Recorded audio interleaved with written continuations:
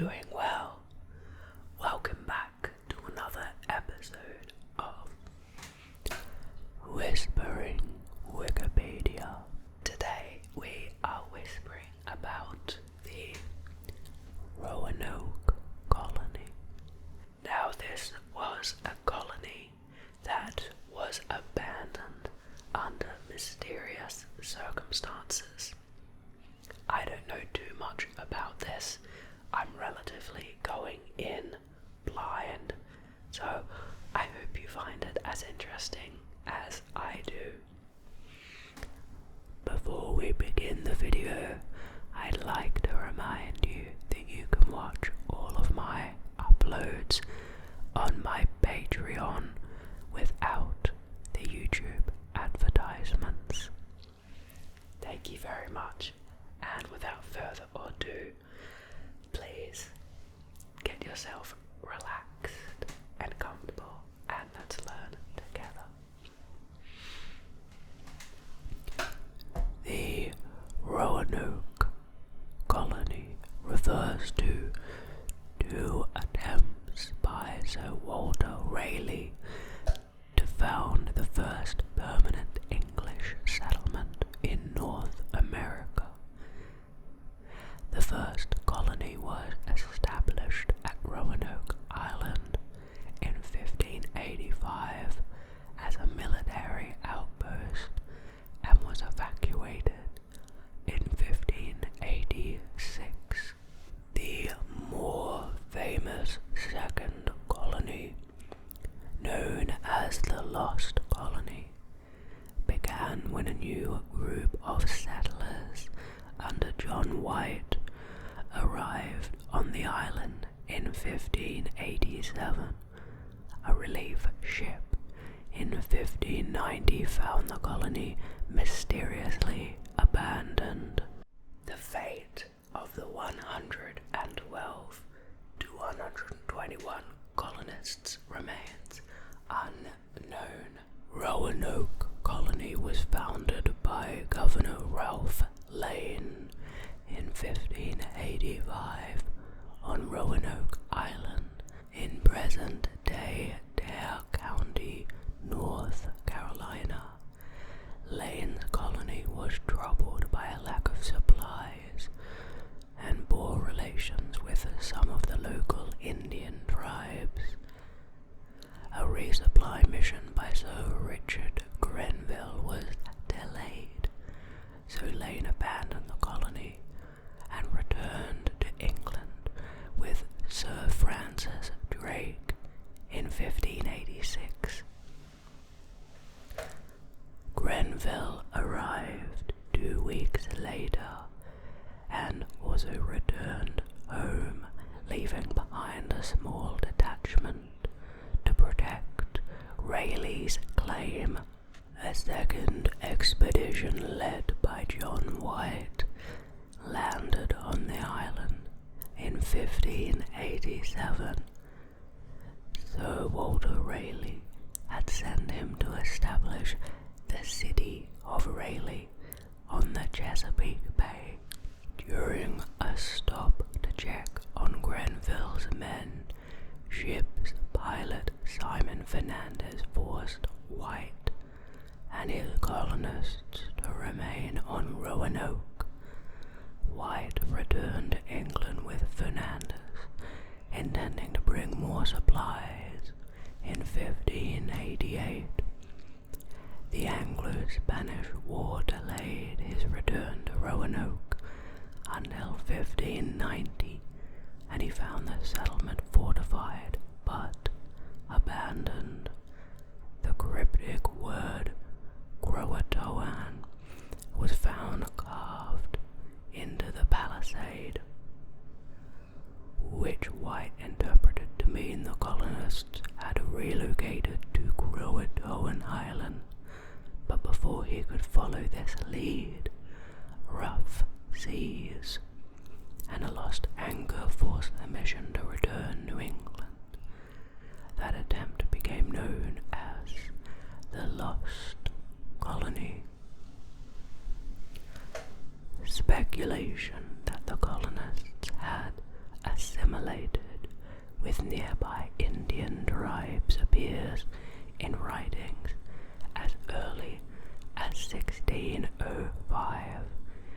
Investigations by the Jamestown colonists produced reports that the Roanoke settlers had been massacred, and there were stories of people with European features being seen in Indian villages, but no conclusive evidence was found. Interest in the matter fell until 1834, when George Bancroft published his account, A History of the United States. Bancroft's description of the colonists cast them as foundational figures in American culture, particularly Wyatt's infant granddaughter, Virginia Dare, and it captured the public's imagination. The Outer Banks were explored in 1524 by Giovanni da Verrazzano, who mistook Pamlico Sound for the Pacific Ocean, who concluded that the barrier islands were an isthmus. Recognizing this as a potential shortcut to China, he presented his findings to King Francis I of France and King Henry of England, neither of whom pursued the matter. In 1578, Queen Elizabeth I granted a charter to Sir Humphrey Gilbert to explore and colonize territories unclaimed by Christian kingdoms. Gilbert had helped to crush the first of the Desmond rebellions in Ireland's Munster province in the early 1570s. The terms of the charter granted by the Queen were vague, although Gilbert understood it to give him rights to all territory in the New World north of Spanish Florida. Led by Gilbert, the English briefly claimed St. John's, Newfoundland in 1583 as the first English territory in North America at the royal prerogative of Queen Elizabeth I, but Gilbert was lost at sea on his return journey to England. Following Gilbert's death in 1583, Queen Elizabeth divided the charter between his brother Adrian Gilbert and his half-brother Sir Walter Raleigh. Adrian's charter gave him the patent on Newfoundland and all points north, where geographers expected to eventually find a long, sought northwest passage to Asia. Raleigh was awarded the lands to the south, though much of it was already claimed by Spain.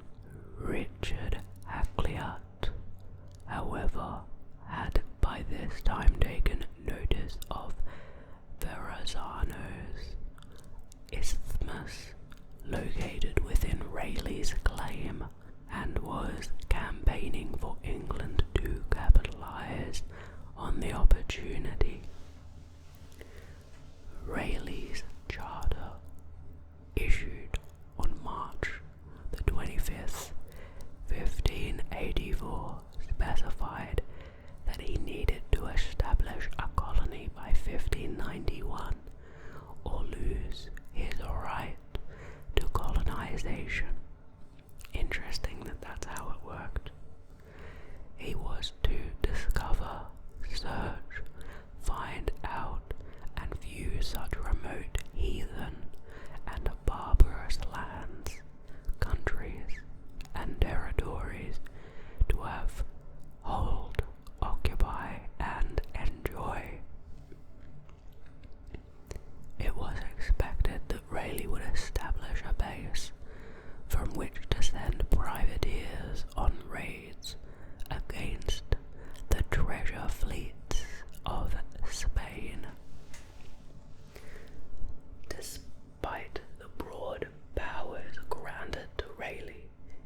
forbidden to leave the Queen's side.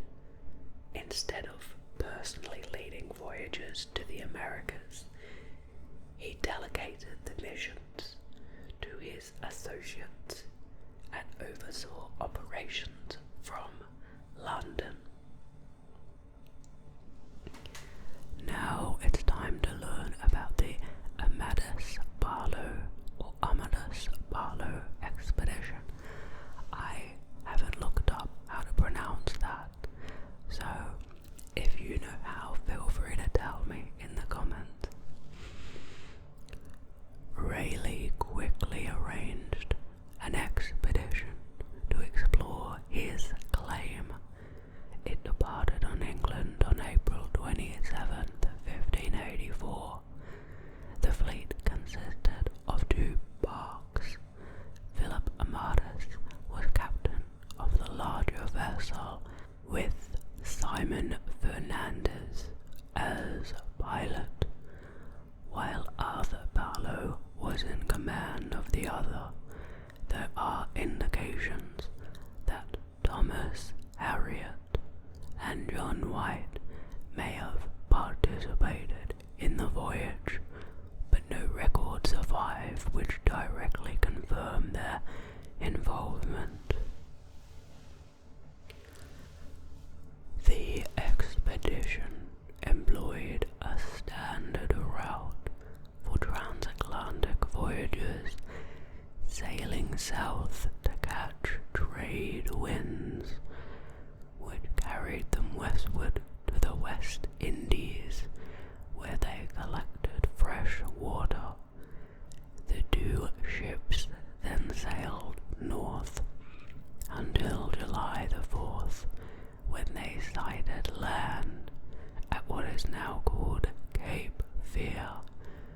The fleet made landfall on July 13th at an inlet north of Roanoke Island, which was named Port Ferdinando, after Fernandez, who discovered it. The Native Americans in the region had likely encountered, or at least observed, Europeans from previous expeditions. The Croatoan, who controlled Roanoke Island and the mainland between Albemarle Sound and the Pamlico River, soon made contact with the English and established friendly relations. The Croatoan chieftain Wingina had recently been injured in a war with the Pamlico, so his brother Croatoan represented the tribe in his place. Upon their return to England in the autumn of 1584, Amadeus and Barlow spoke highly of the tribe's hospitality and the strategic location of Roanoke. They brought back 2 natives, Wanches, a Croatoan, and Manteo, a Croatoan, whose mother was the chieftain of Croatoan Island. The expedition's report described the region as a pleasant and bountiful land, alluding to the Golden Age and the Garden of Eden, although these accounts may have been embellished by Raleigh. Queen Elizabeth was impressed with the result of Raleigh's expedition. In 1585, during a ceremony to knight Raleigh, she proclaimed the land granted to him Virginia, and proclaimed him Knight, Lord, and Governor of Virginia. Sir Walter Raleigh proceeded to seek investors to fund a colony. Now we move to the Lane colony. For the first colony in Virginia, Raleigh planned a large military operation on the exploration and evaluation of natural resources. The intended number of colonists was 69, and approximately 600 men were sent in the voyage, with about half intended to remain on the colony, to be followed by a second wave later. Wait, I don't understand. Why did they send so many people if the number of colonists was meant to be 69? Ralph Lane was appointed governor of the colony, and Philip Amadas would serve as admiral, although the fleet commander Sir Richard Grenville led the overall mission. Civilian attendants included Joachim Gans, metallurgist, Thomas Harriot, a scientist, and John White, an artist. Mandeo and Wanchess, returning home from their visit to England, were also passengers on the voyage. Great. The first fleet consisted of 7 ships. The Galleass Tiger, Grenville's flagship, with Fernandez as pilot.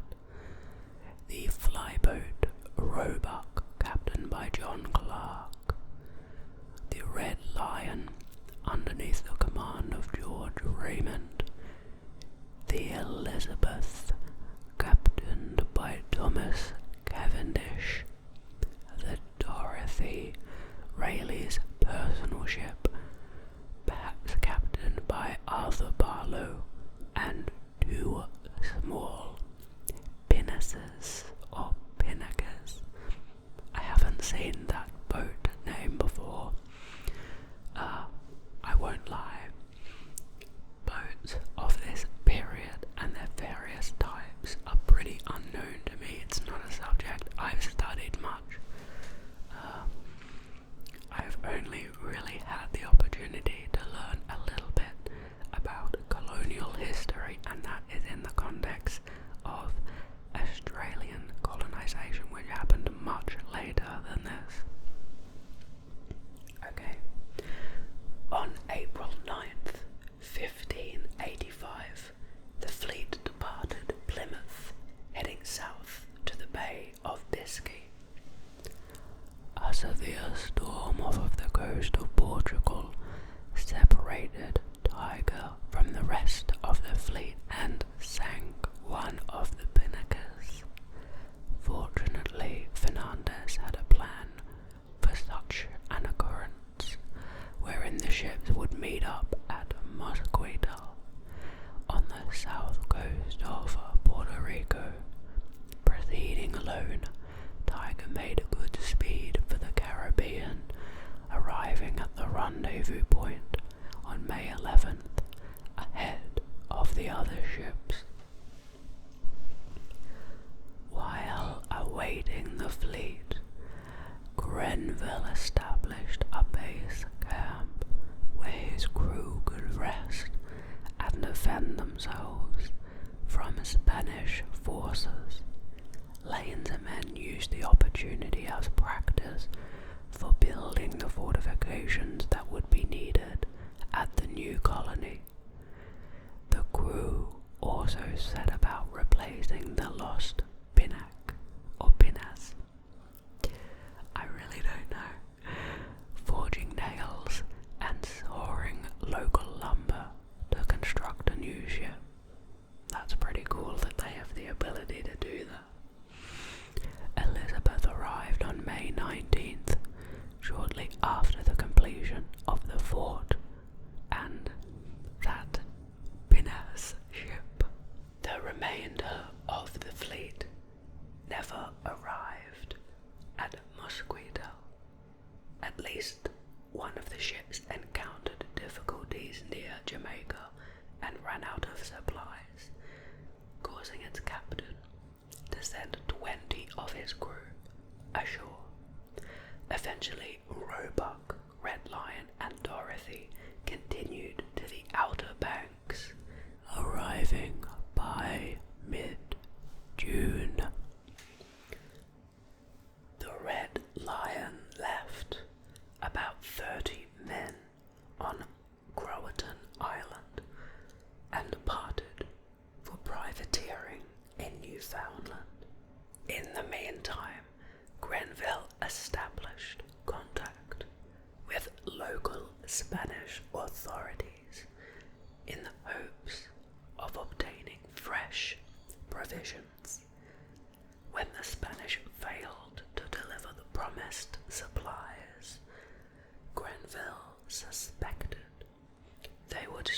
attack, and so he and his ships abandoned the temporary fort. Grenville captured 2 Spanish ships in the Mona Passage, adding them to his fleet. Lane took one of these ships to Salinas Bay, where he captured salt mounds collected by the Spanish. Lane again built fortifications to protect his men as they brought the salt aboard. Grenville's ships then sailed to La Isabela, where the Spanish set aside hostilities to trade with the well-armed English fleet. On June the 7th, Grenville left Hispaniola to continue to the Outer Banks. The fleet sailed through an inlet at Roanoke Island near present-day Ocracoke Inlet on June the 26th.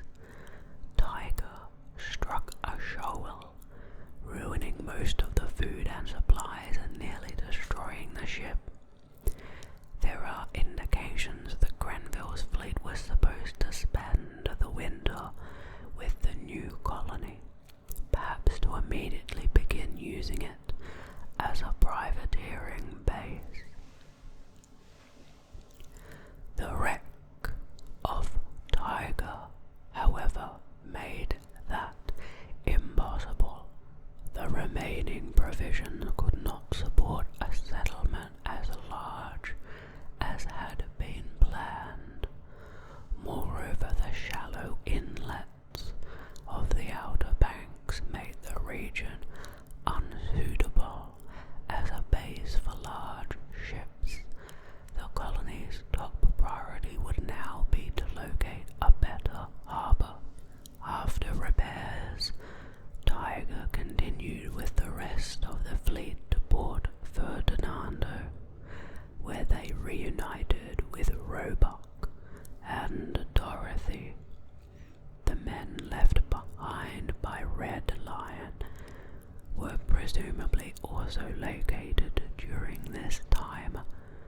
On August 5th, John Arundel took command of one of the faster vessels and set sail for England to report on the expedition's safe arrival. Now finally, the establishment of the colony. The loss of provisions from the Tiger meant that the colony would support far fewer settlers than originally planned.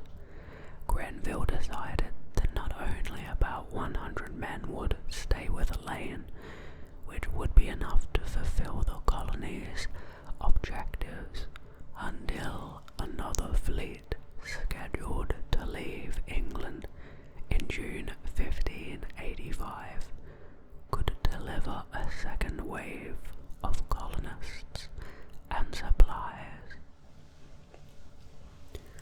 However, Grenville could not know that this expedition had been redirected to Newfoundland to alert fishing fleets that the Spanish had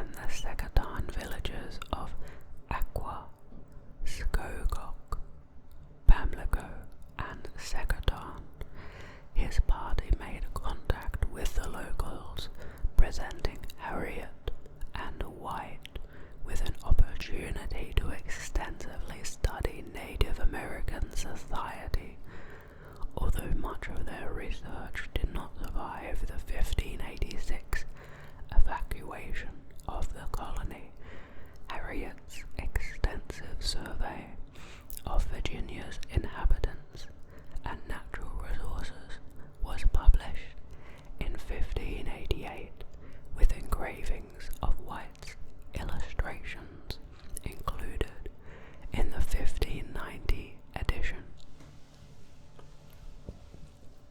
Following this initial exploration, a silver cup was reported missing. Believing the items stolen, Grenville sent Amadis to lead a detachment back to Aqua Skogok to demand the return of the missing property. When the villagers did not produce the cup, the English decided that severe retribution was necessary in order to avoid the appearance of weakness. Amadis and his men burnt down the entire town and its crops, sending the natives fleeing. Does that sound like a bit of an overreaction to you? I have no idea how much the silver cup would have been worth, but that's crazy.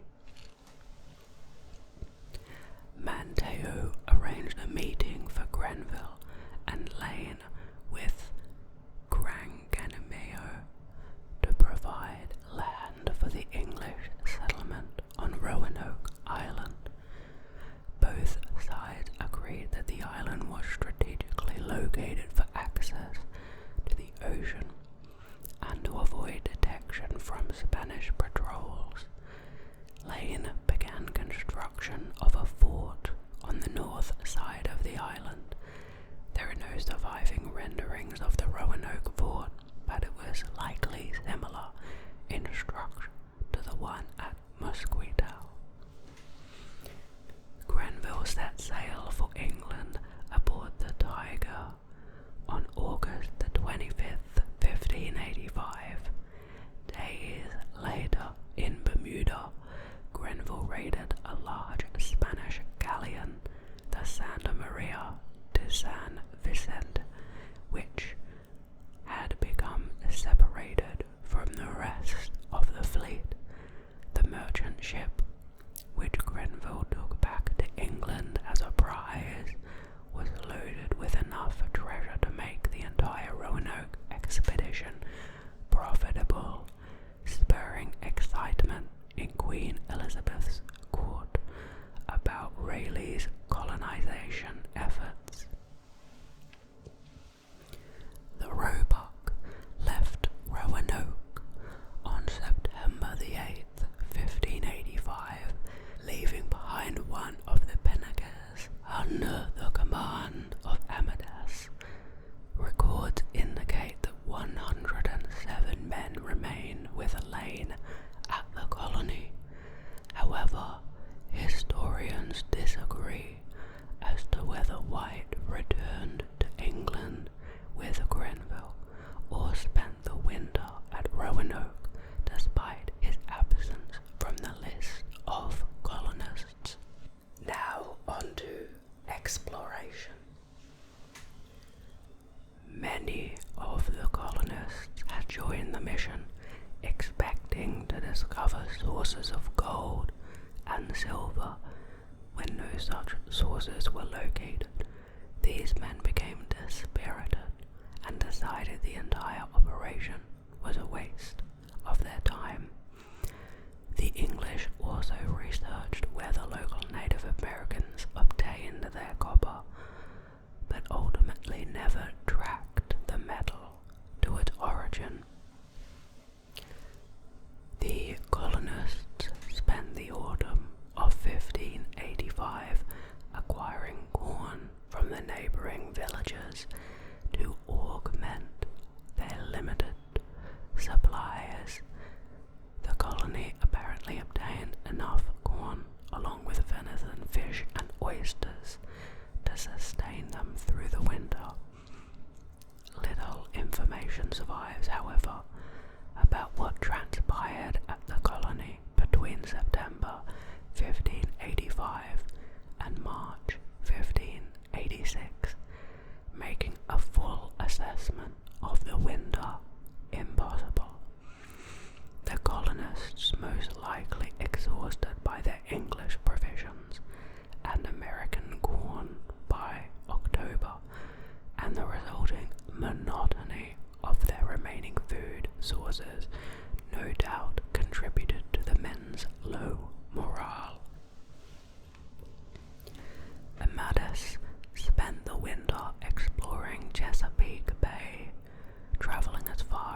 Cape Henry and the James River.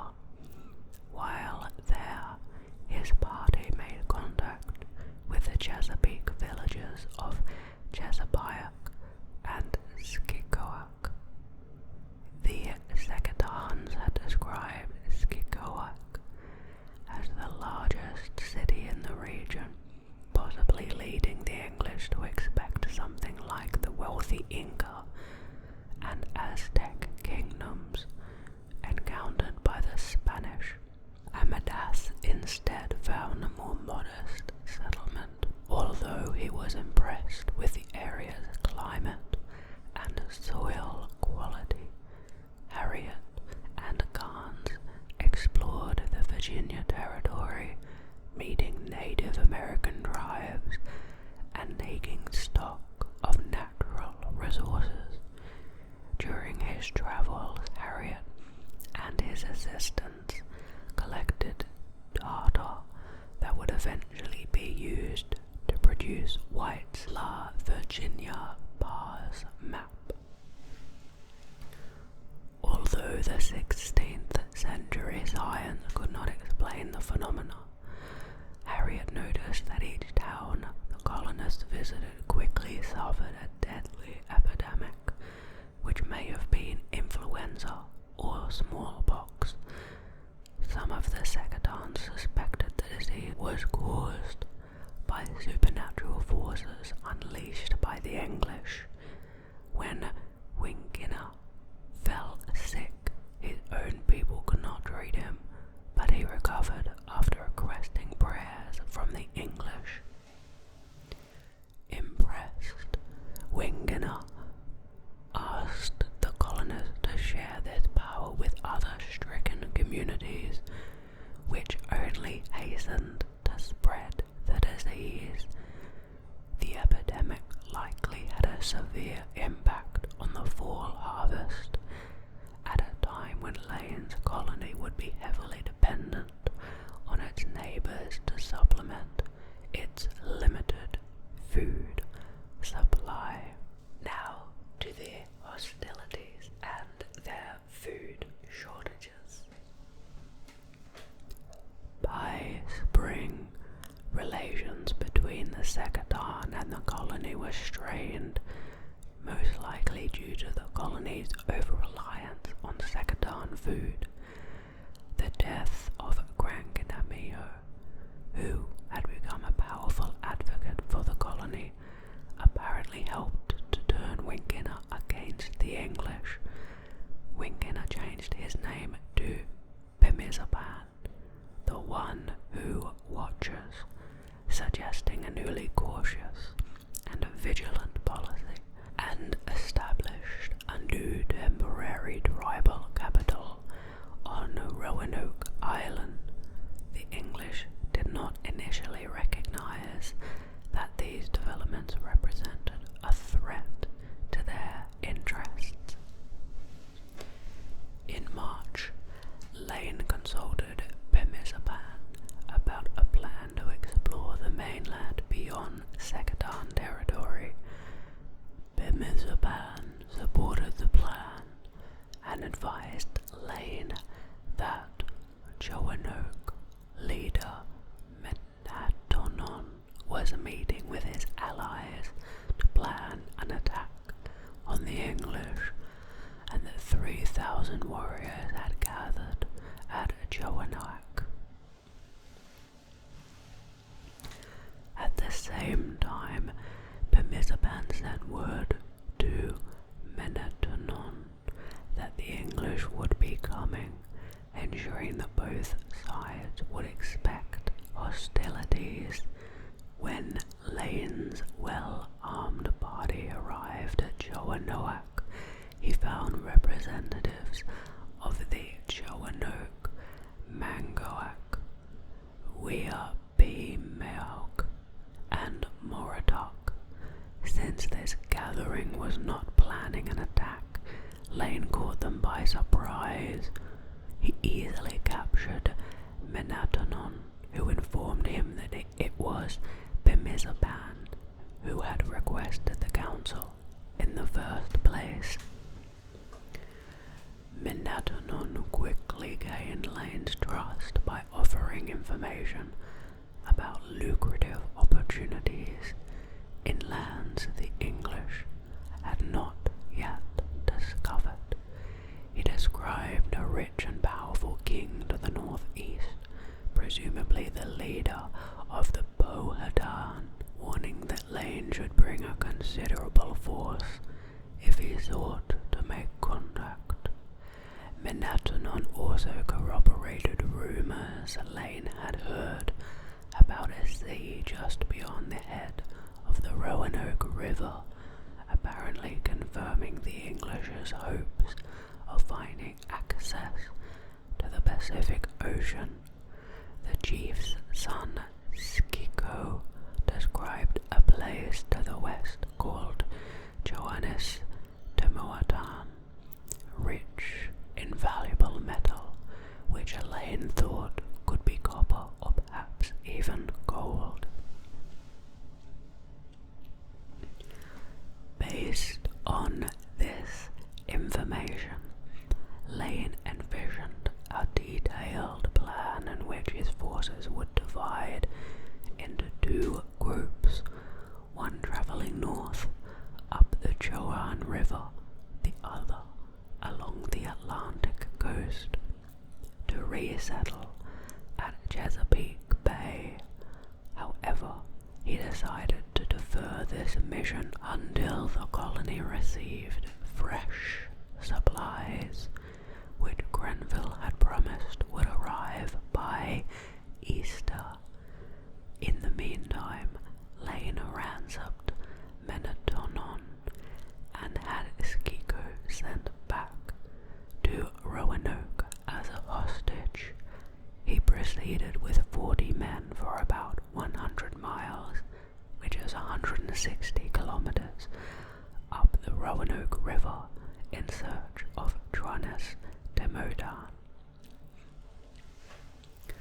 But they found only deserted villages and warriors lying in ambush. Lane had expected the Morotok to provide provisions for him along his route, but Bemizapan had sent word that the English were hostile and villagers should withdraw from the river with their food. Lane and his party returned to the colony shortly after Easter, half-starved and empty-handed. During their absence, rumors had been spreading that they had been killed, and Bemizapan had been preparing to withdraw the Secatan from Roanoke Island and leave the colony to starve. There was no sign of Grenville's resupply fleet, which had not yet left England.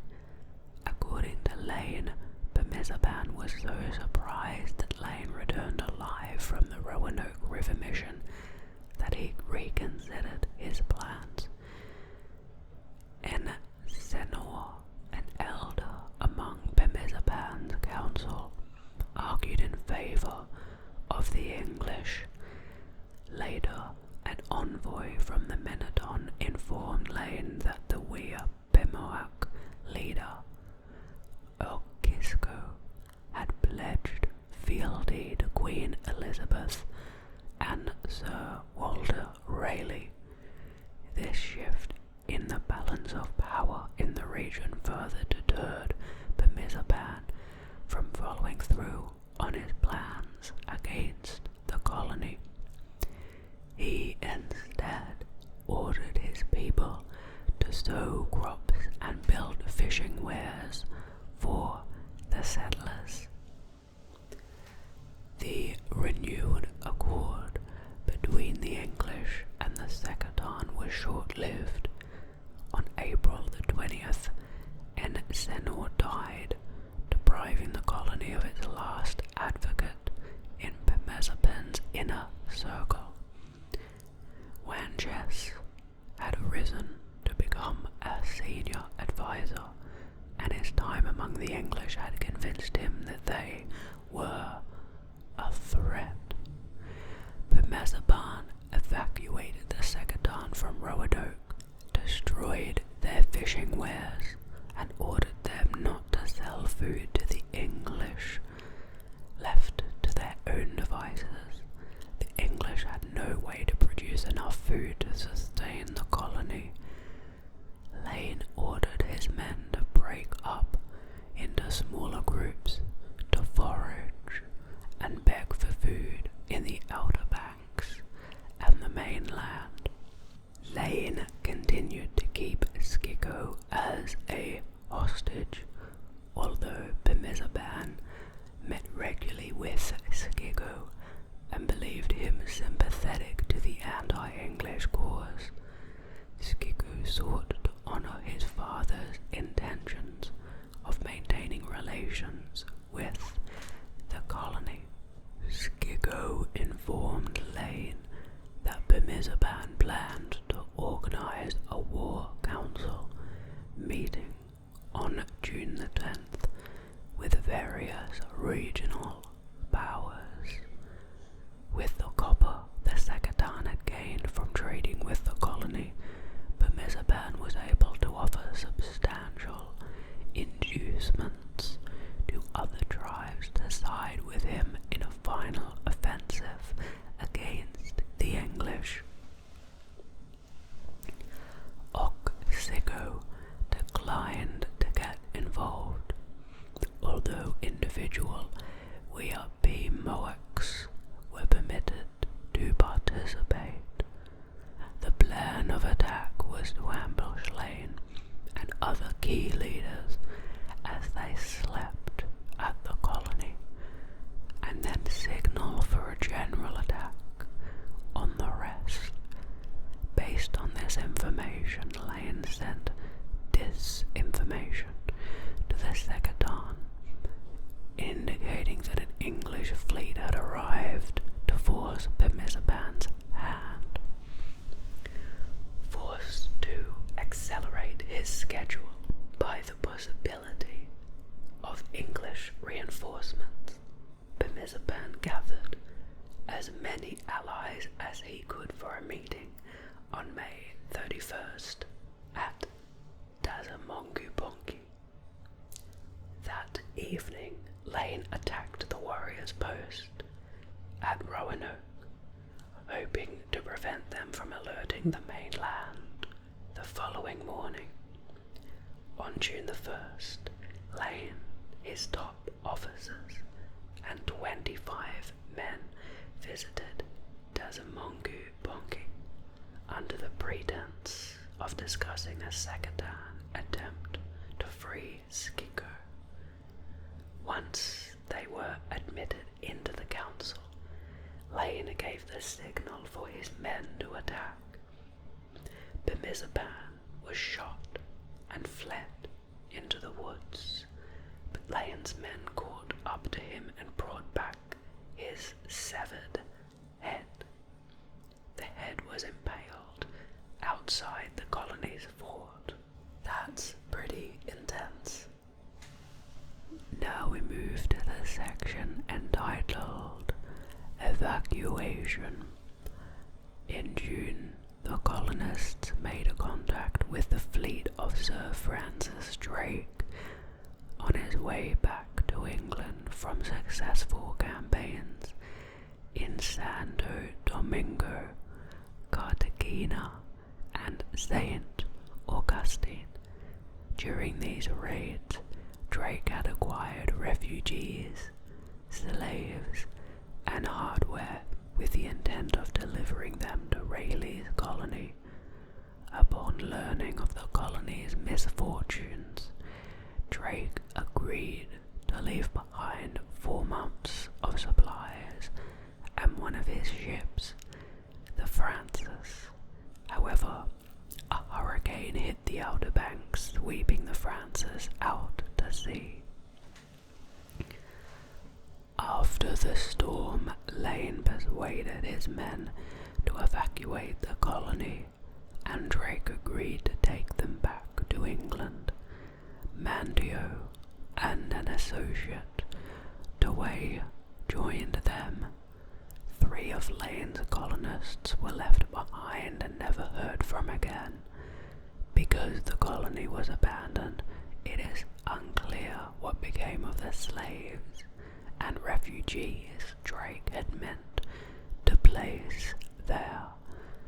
There is no record of them arriving in England with the fleet, and it is possible that Drake left them on Roanoke with some of the goods he had previously set aside for Lane.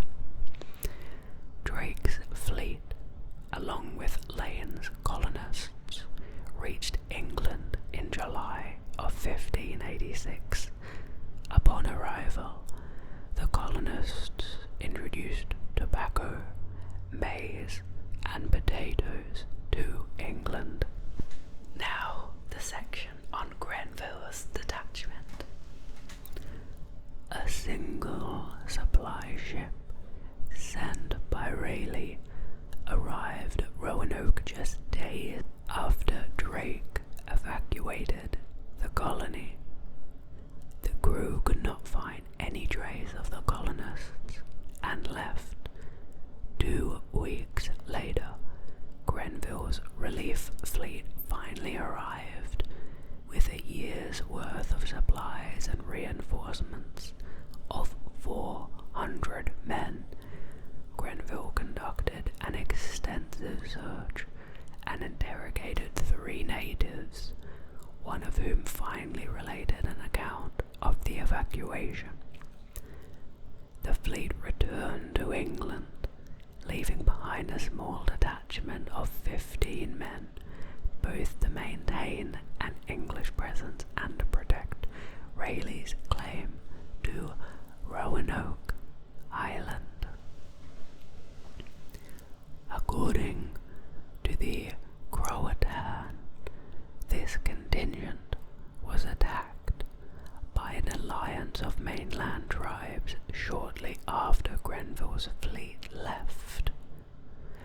5 of the English were away gathering oysters when 2 of the attackers, appearing unarmed, approached the encampment and asked to meet with 2 Englishmen peacefully.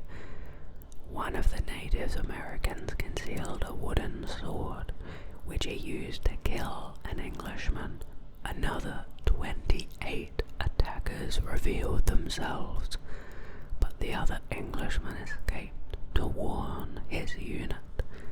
The natives set fire to the house where the English kept their food stores, thus forcing the men to take up whatever arms were handy. A second Englishman was killed. The remaining 9 retreated to the shore and fled the island on their boat. They found their compatriots returning from the creek, picked them up, and continued onto a small island near the entrance to the Hatteras harbour. The 13 survivors were never seen again. I wonder what happened to them. So, that was the story of the Lane colony. But now we move to the Lost colony, if you remember about the 2 colonies at the start of the video. Despite the desertion of the Lane colony, Raleigh was persuaded by Hakluyt, Harriet, and White to make another attempt. However, Roanoke Island would no longer be safe for English settlers, following the hostilities between Lane's men and the Secretary and the death of Winkina. Hakluyt recommended Chesapeake Bay as the site for a new colony, in part because he believed the Pacific coast lay just beyond the explored areas of the Virginia Territory. On January the 2nd, 1587, Raleigh approved a corporate charter to found the city of Raleigh with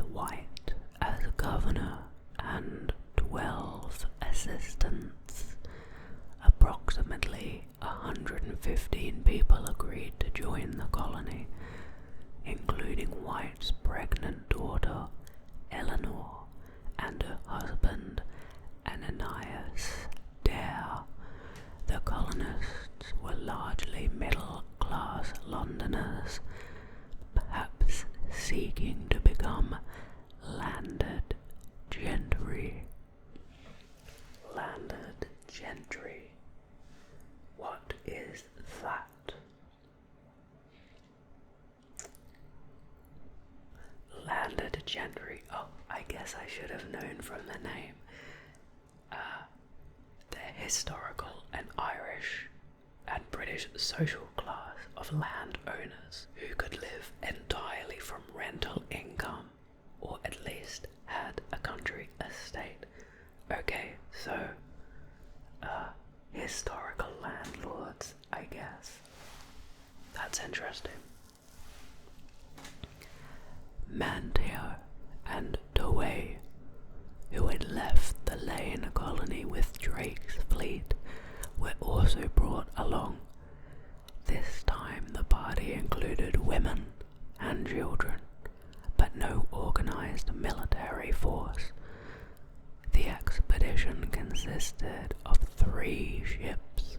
The flagship Lion or Leon, I'm not sure how it's pronounced, captained by White and Fernandez as a master and pilot, along with a flyboat under the command of Edward Spicer and a full-rigged pinnace commanded by Edward Stafford.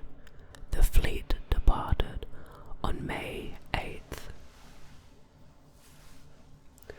On July 22nd, the flagship and pinnace anchored at Croatoan Island.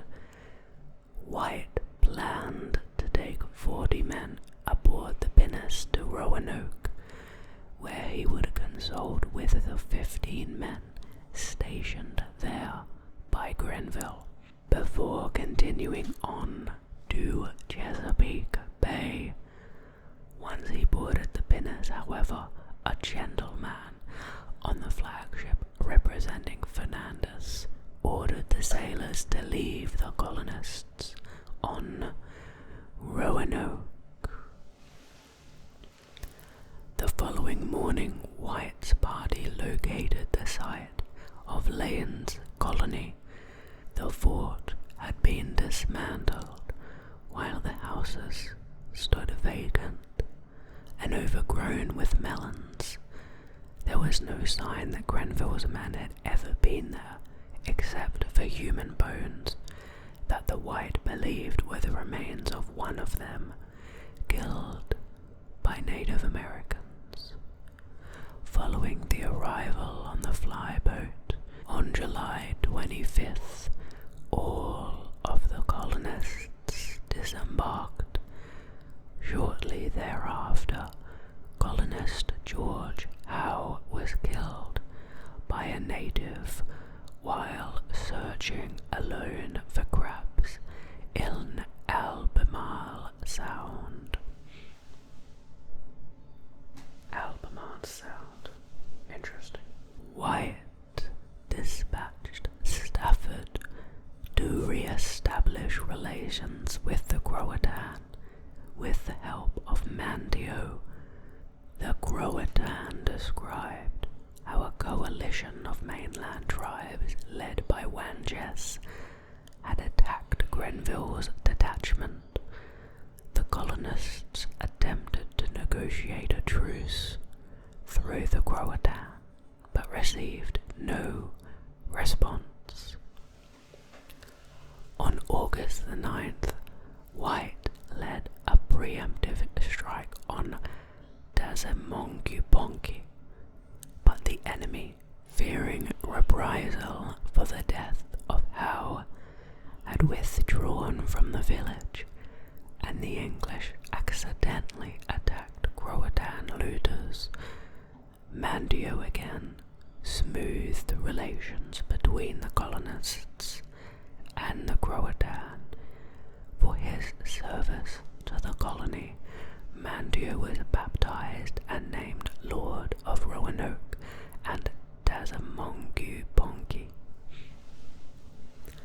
On August 18th, 1587, Eleanor Dare gave birth to a daughter christened Virginia in honor of being the first Christian born in Virginia. Records indicate Marjorie Harvey gave birth shortly thereafter, although nothing else is known about her child. By the time the fleet was prepared to return to England, the colonists had decided to relocate 50 miles, 80 km, up Albemarle Sound. The colonists persuaded Governor White to return to England to explain the colony's desperate situation and ask for help. White reluctantly agreed and departed with the fleet on August the 27th, 1587. Now we move to the 1588 relief mission. After a difficult journey, White returned to England on November 5th, 1587. By this time, reports of the Spanish Armada mobilizing for an attack had reached London, and Queen Elizabeth had prohibited any able ship from leaving England so that they might participate in the coming battle. During the winter, Grenville was granted a waiver to lead a fleet into the Caribbean to attack the Spanish, and White was permitted to accompany him in a resupply ship. The fleet was set to launch in March 1588, but unfavourable winds kept them in port until Grenville received new orders to stay and defend England.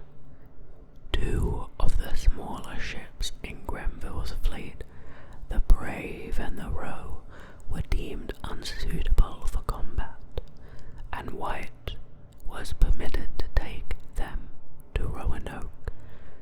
The ships departed on April 22nd, but the captains of the ships attempted to capture several Spanish ships on the outward bound voyage in order to improve their profits. On May 6th, they were attacked by French mariners, or pirates, near Morocco. Nearly 24 of the crew were killed, and the supplies bound for Roanoke were looted, leaving the ships to return to England. Following the defeat of the Spanish Armada in August, England maintained the ban on shipping in order to focus efforts on organizing a counter-armada to attack Spain in 1589. White would not gain permission to make another resupply attempt until 1590. Now we move to another section entitled Spanish Reconnaissance. The Spanish Empire had been gathering intelligence on the Roanoke colonies since Grenville's capture of Santa Maria de San Vicente in 1585. They feared that the English had established a haven for piracy in North America, but were unable to locate such a base. They had no cause to assume Lane's colony had been abandoned, or that White's would be placed in the same location. Indeed, the Spanish greatly overestimated the success of the English in Virginia. Rumors suggested the English had discovered a mountain made of diamonds and a route to the Pacific Ocean. A mountain made of diamonds sounds pretty much the opposite of their experience. Following a failed reconnaissance mission in 1587, Philip II of Spain ordered Vincent Gonzalez to search Chesapeake Bay. In 1588, Gonzalez failed to find anything in Chesapeake, but on the way back, he chanced to discover Port Fernando along the outer banks. The port appeared abandoned. Gonzalez left without conducting a thorough investigation. Although the Spanish believed Gonzalez had located the secret English base, the defeat of the Spanish Armada prevented Philip from immediately ordering an attack upon it. In 1590, a plan was reportedly made to destroy the Roanoke colony, but this was merely disinformation designed to misdirect English intelligence. Now we move to the 1590 relief mission. Eventually, Raleigh arranged passage for White on a privateering expedition organized by John Watts. A fleet of 6 ships would spend the summer of 1590 raiding Spanish outposts in the Caribbean, but the flagship Hopewell and the Moonlight would split off to take White to his colony. At the same time, however, Raleigh was in the process of turning the venture over to new investors. That's probably what I would be doing as well. Hopewell and Moonlight anchored at Croatoan Island on August 12th, but there is no indication that White used the time to contact the Croatoan for information. On the evening of August 15th, while anchored at the north end of Croatoan Island, the crews sighted plumes of smoke on Roanoke Island. The following morning, they investigated another column of smoke on the southern end of Croatoan, but found nothing. White's landing party spent the next 2 days attempting to cross Pamlico Sound with considerable difficulty and loss of life. On August 17th, they sighted a fire on the north end of Roanoke. After nightfall, they decided not to risk coming ashore. The men spent the night in their anchored boats, singing English songs in hopes that the colonists would hear. White and the others made landfall on the morning of August 18th, his granddaughter's 3rd birthday. The party found fresh tracks in the sand, but were not contacted by anyone. They also discovered the letters C-R-O carved into a tree. Upon reaching the site of the colony, White noted the area had been fortified with a palisade.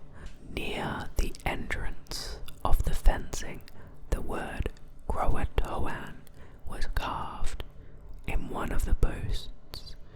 White was certain these 2 inscriptions meant that the colonists had peacefully relocated to the Croatoan Island, since they had agreed in 1587 that the colonists would leave a secret token indicating their destination or a cross pate as a duress code.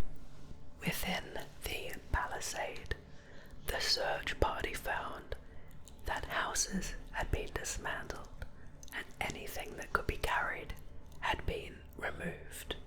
Several large trunks, including 3 belonging to Wyatt, containing the belongings he left in 1587, had been dug up and looted.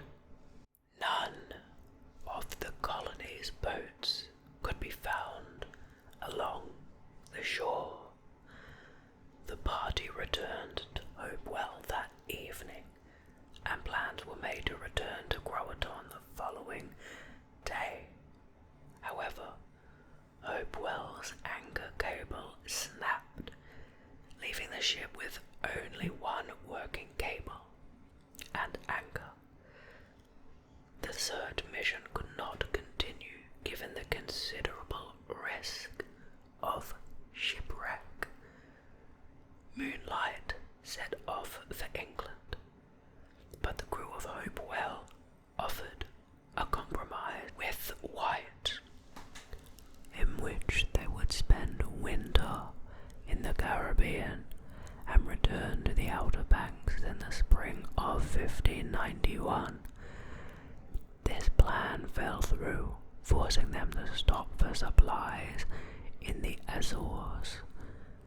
When the winds prevented landfall there, the ship was again forced to change course for England, arriving on October 24th, 1590.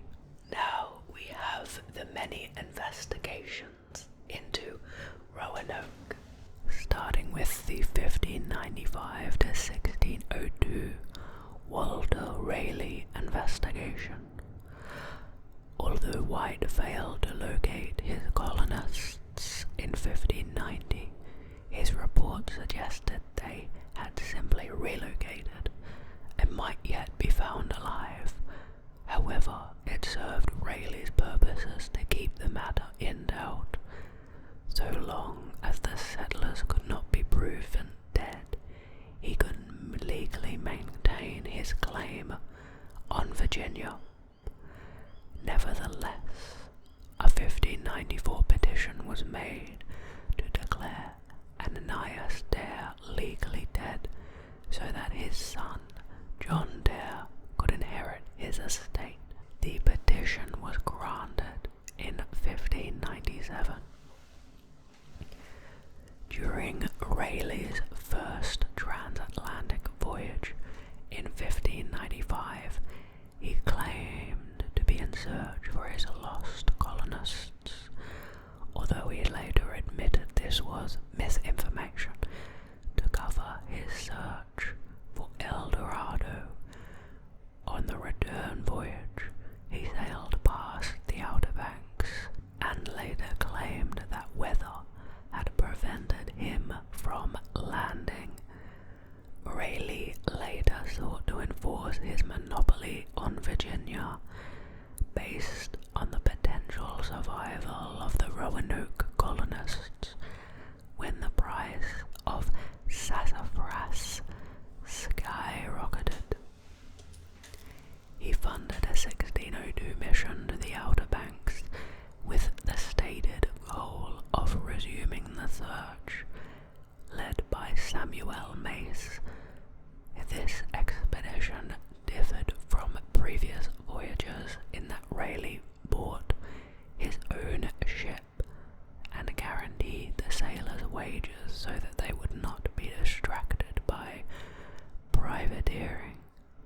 However, the ship's itinerary and manifest indicate that Raleigh's top priority was harvesting sassafras from the south of Croatoan Island. By the time Mace approached Hatteras, bad weather prevented them from lingering in the area.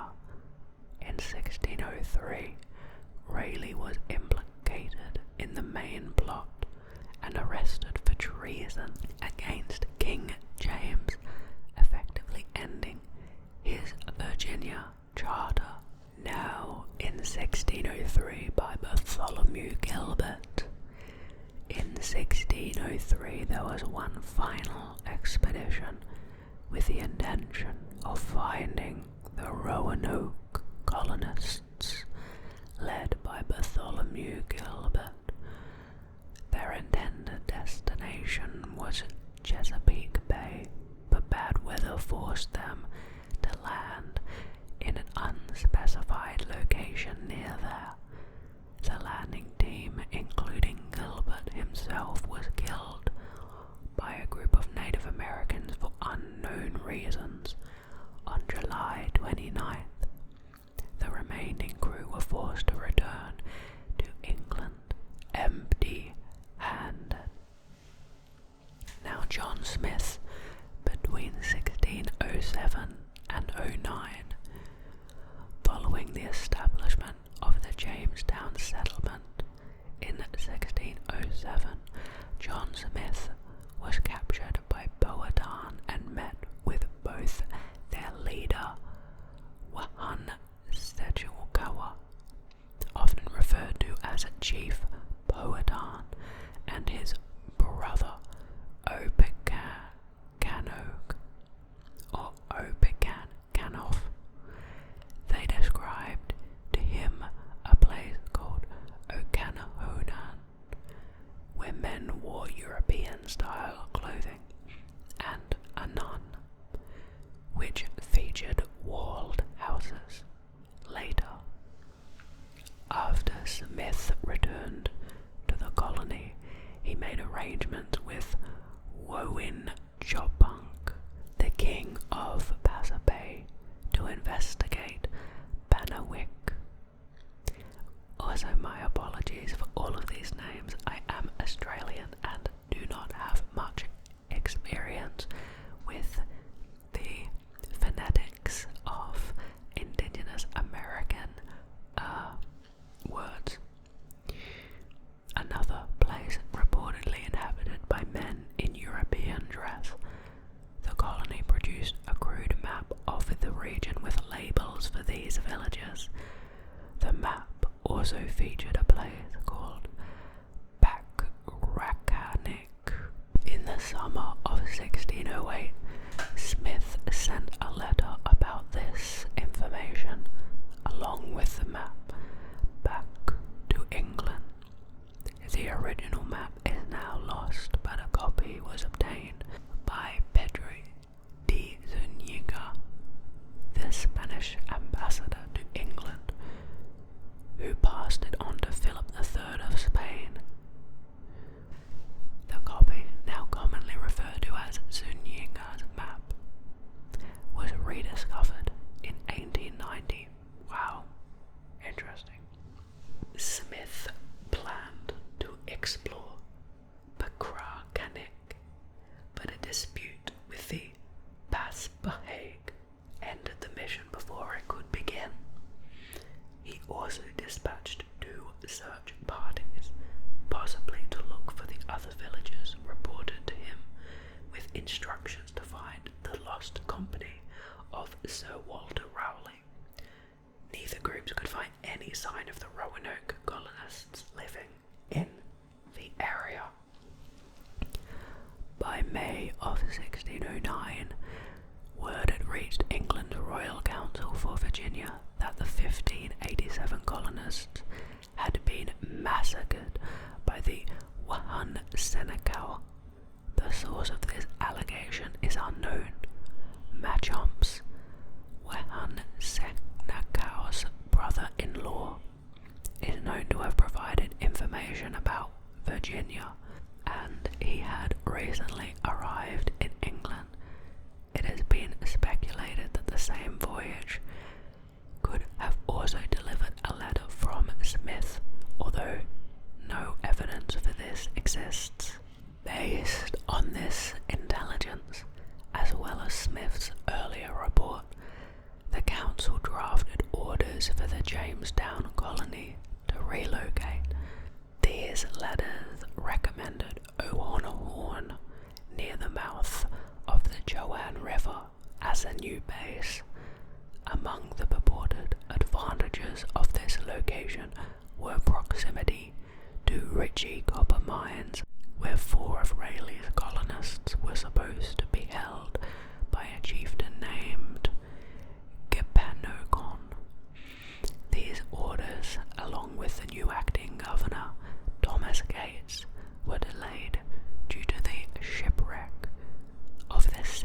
adventure at Bermuda. Gates arrived at Jamestown in May 1610, several months into the starving time. The crisis may have deterred the colonists from attempting the proposed relocation.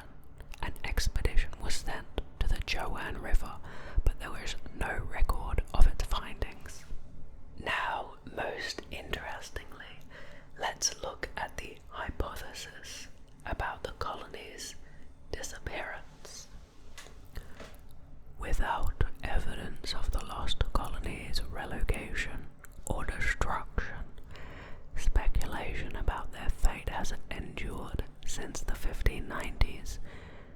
The matter has developed a reputation among academics for attracting obsession and sensationalism with little scholastic benefit. Conjecture about the lost colonists typically begins with the known facts about the case. When White returned to the colony in 1590, there was no sign of battle or withdrawal under duress, although the site was fortified. There were no human remains or graves reported in the area, suggesting that everyone was alive when they left. The Croatoan message is consistent with the agreement with White to indicate where to look for them, suggesting they expected White to look for them and wanted to be found.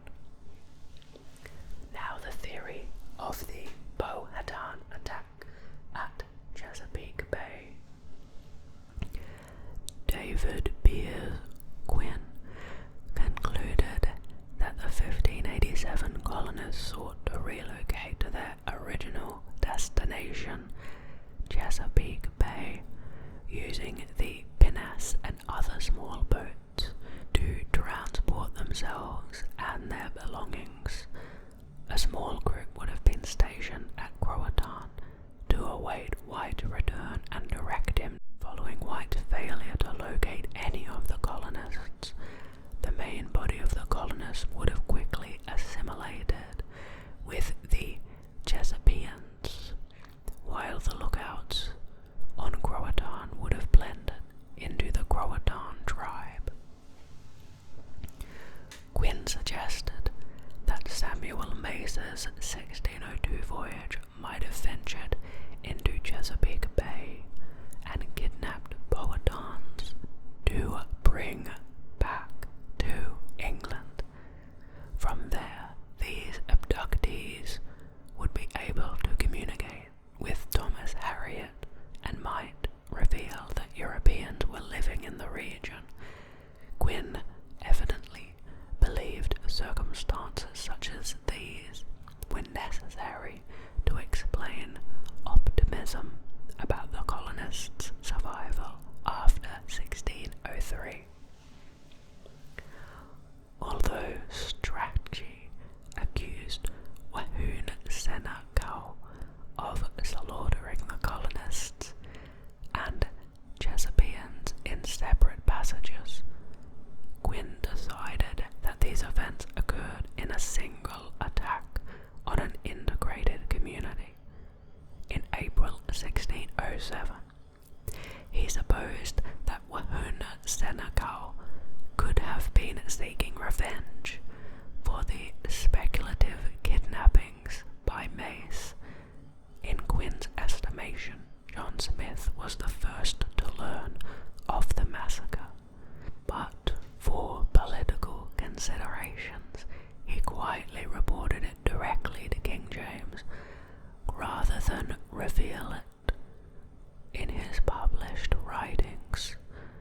Despite Quinn's reputation on the subject, his peers had reservations about his theory, which relies heavily on the accounts of Strachey and Burgess. Now,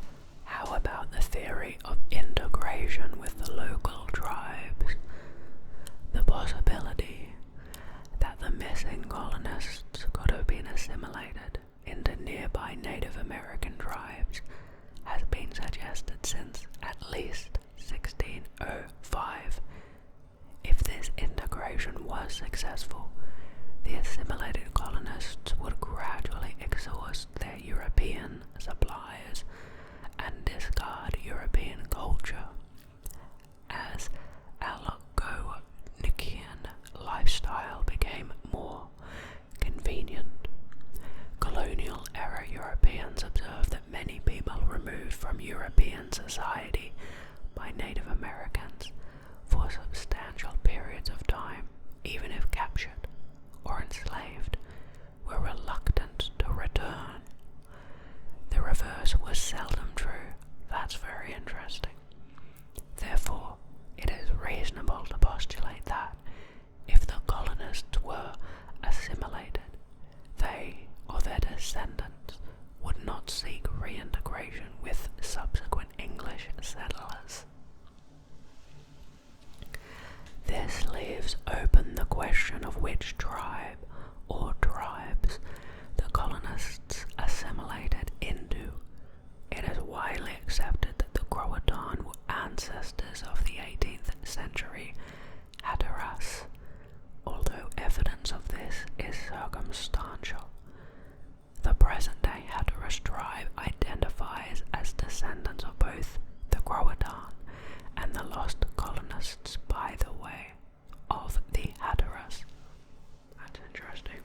Some 17th century maps use the word Croatoan to describe locations on the mainland across Pamlico Sound from Roanoke and Hatteras. By the 1700s, these areas were associated with the Machaponga.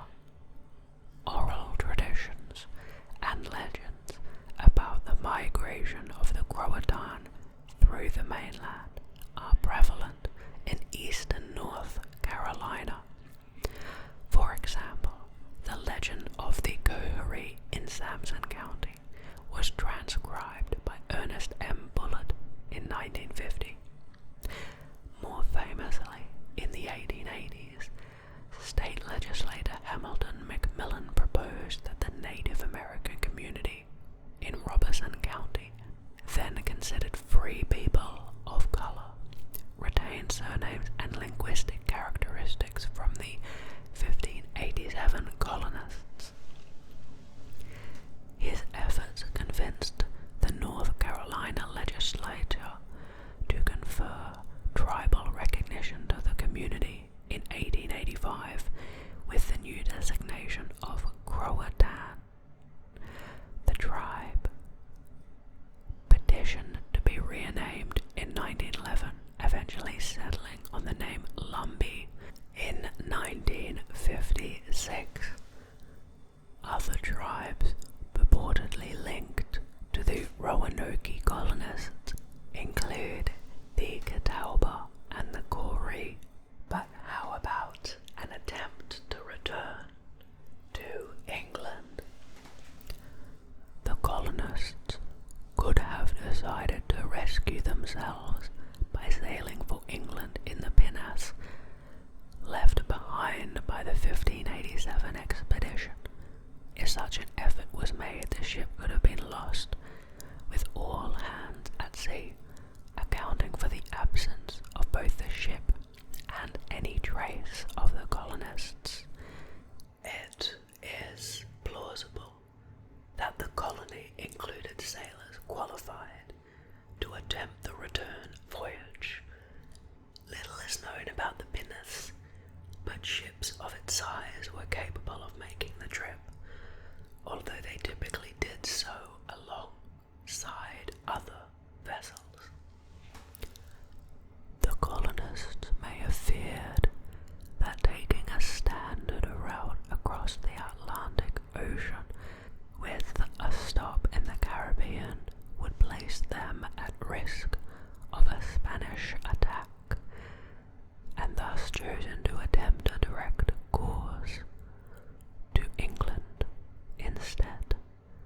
Making such a voyage was not unfeasible. In 1563, French settlers at the failed Charles Fort colony on what is now Paris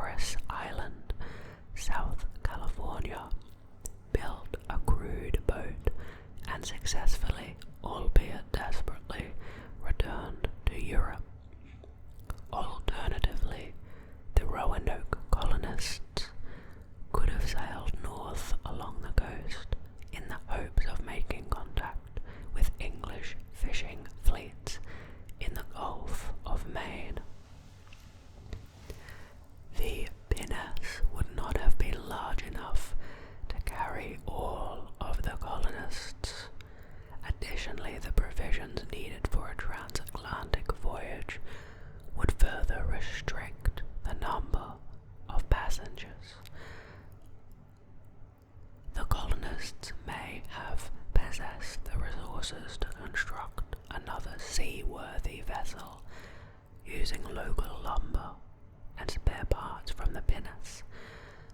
Considering that ships were later built by survivors of the 1609 Sea Venture shipwreck, it is at least possible that the lost colonists could have produced a second ship that, with the pinnace, could transport most of their party.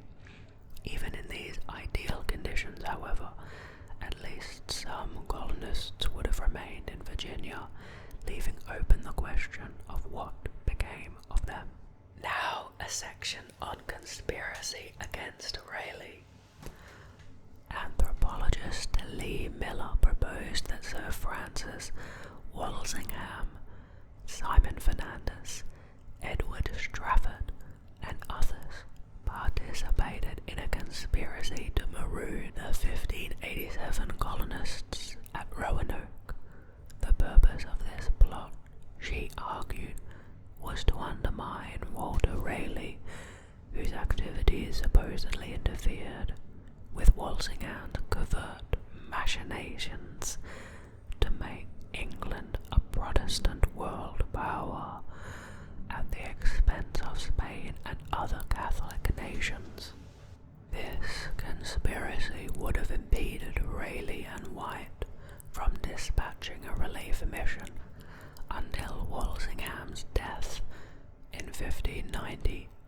Miller also suggested that the colonists may have been separatists seeking refuge in America from religious persecution in England.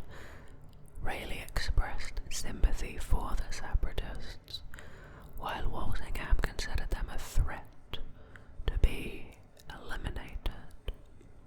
According to Miller, the colonists split up, with a small group relocating to Croatoan, while the main body sought shelter with the Roanoke. The colonists, however, would have quickly spread European diseases among their hosts, decimating the Roanoke and thereby destabilizing the balance of power in the region. From there, Miller reasoned that the Roanoke were attacked, with the survivors taken captive by the Mandoak, a powerful nation to the west that the Jamestown colonists only knew from the vague accounts of their neighbors. She concluded that the Mandoak were the Eno, who traded the captured surviving lost colonists as slaves, dispersing them through the region. Miller's theory has been challenged based on Walsingham's considerable financial support of Raleigh's expeditions and the willingness of Fernandez to bring John White back to England instead of abandoning him with the other colonists. Now, to the secret operation at Beachland. Local legends in Dare County refer to an abandoned settlement called Beachland, located within what is now the Alligator River National Wildlife Refuge.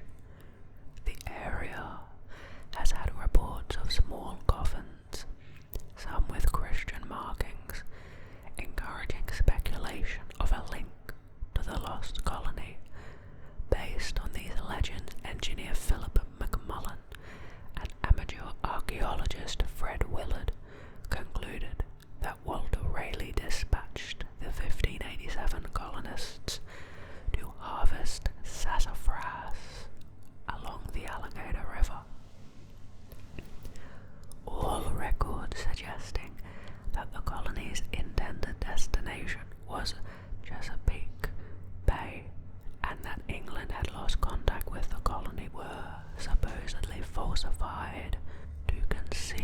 of the operation from the Spanish operatives and other potential competitors. According to McMullen, Rayleigh quietly re-established contact with the colony by 1597, and his sassafras expeditions were simply picking up the colonists' harvests. In this view, the colony was not truly abandoned until the secret of the colony's location died with Rayleigh in 1618. After that point, McMullen argued the colonists would have begun to assimilate with the Croatoan at Beachland. This hypothesis largely depends upon oral traditions and unsubstantiated reports about Beachland, as well as a 1651 map that depicts a sassafras tree near the Alligator River.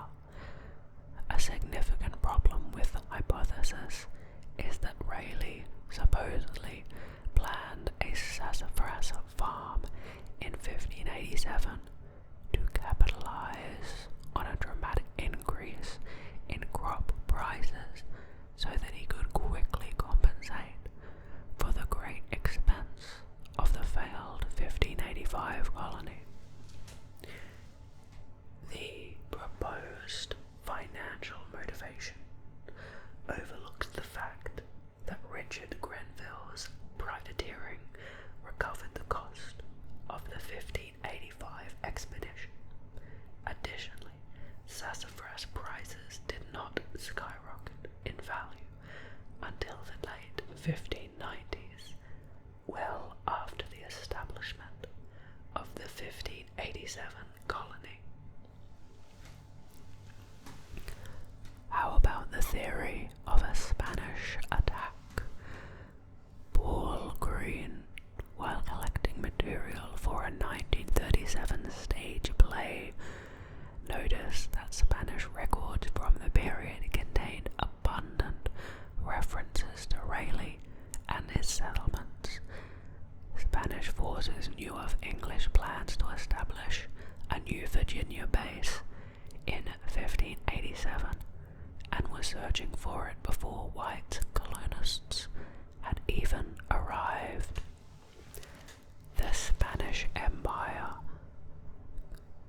had included most of North America in their Florida claim and did not recognize England's right to colonize Roanoke or Chesapeake Bay. Given the Spanish sack of Fort Caroline in 1565, the colonists likely recognized the threat they represented.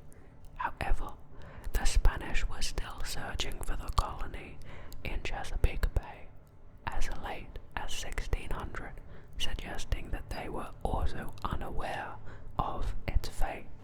I hope you enjoyed this video. This was a lot longer than my usual videos, and I hope it's good because it lets you lay down and fall asleep knowing that you have enough time before the end of the video. Thank you so much